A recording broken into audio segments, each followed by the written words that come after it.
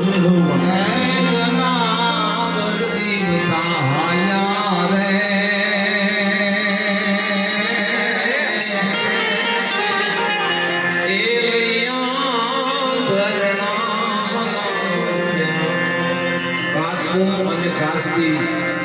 સમુદ્રની અંદર કાચબો હરિનું નામ લે છે, ભજન કરે છે, સત્સંગ બહુ ભજન કરે છે. એટલે કાચબીએ પૂછ્યું કે આ તમે શું કરો છો? કે હું મારા રામનું ભજન કરું છું, મારા નાથનું ભજન કરું છું. એટલે કે તમારો નાથ છે કે હા, એ તો આપણે દરિયામાં છે, આ પાણી ફૂટતા સમેટમાં મારા નાથે તો આખી સૃષ્ટિ રચાઈ. કે સૃષ્ટિ કેવી રચાઈ? તો કે જોયું તો હાલો બહાર જવું પડે. હે એટલે બહાર જાય છે કાચબો ને કાચબી. એમાં પારાથી એ ઝાડ નાખીને પકડી લીધા પાપીએ. પકડી અને લઈ ગયો ઠેલીની અંદર. ત્યારબાદ એને તપેલામાં નાખ્યા. તપેલામાં નાખી માથે સીબું ઢાંકી દીધું ને નીચે કર્યો તાપ.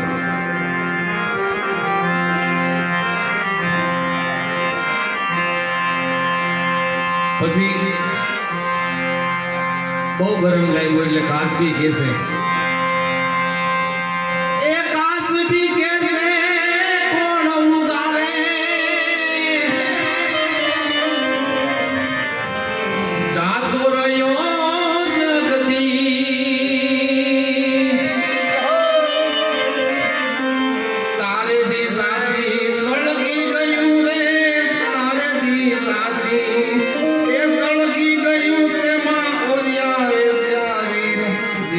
વિશ્વાસ છે તારે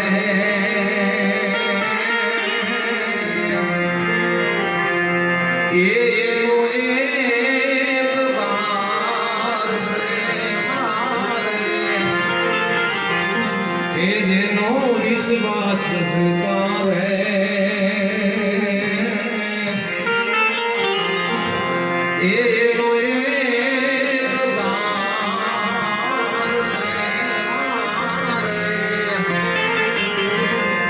એનો સરસ મજાની રચના ત્યારબાદ હરિ કરે છે. ત્યારબાદ તો હરિ ભજનના ભરોસે. એટલે ભરોસો તો હોય જ નહીં. ભરોસો હોય એટલે સાહેબ ને આવવું જ પડે.